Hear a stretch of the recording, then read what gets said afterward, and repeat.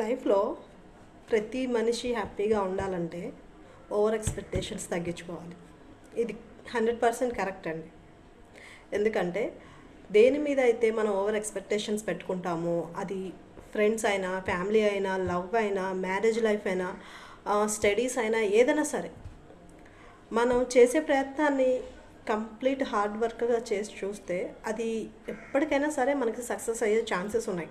అది వదిలేసి మనం ఓవర్ ఎక్స్పెక్టేషన్స్ పెట్టుకొని డ్రీమ్స్లో బతికేస్తూ ఉన్నాం అనుకో, డ్రీమ్సే మిగులుతాయి లాస్ట్కి. మెయిన్ మనం చేసే పని మీద ఫోకస్ పెట్టాలి, కానీ ఎక్స్పెక్టేషన్స్ మీద ఎప్పుడు ఇంట్రెస్ట్ పెట్టకండి.